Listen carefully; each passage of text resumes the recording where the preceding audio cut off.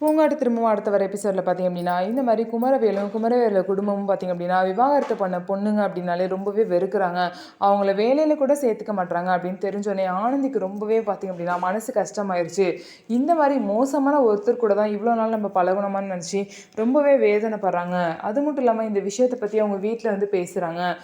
Kumaran sir தான் இந்த மாதிரி நடந்துக்கிட்டாரு அப்படிங்கிறத வீட்டில் சொல்லாமல் பார்த்தீங்கன்னா யாரோ ஒருத்தவங்க ஒரு பொண்ணை வந்து இந்த மாதிரிலாம் பேசியிருக்காங்க, இதெல்லாம் சரியான்னு சொல்லிட்டு கேட்கும்போது ஆனந்தியோட அப்பா இந்த மாதிரி விவாகரத்தான பொண்ணு வந்து இந்த மாதிரி தப்பாக நினைக்கிறவன் கண்டிப்பாக நல்லவனாகவே இருக்க முடியாது, அவங்க குடும்பமும் ரொம்ப மோசமான குடும்பமாக தான் இருக்கும், அவங்க குடும்பத்தை எடுத்து நம்ம விலகி தான் இருக்கணும்னு சொல்லிட்டு அவங்க அப்பா சொல்கிறாங்க.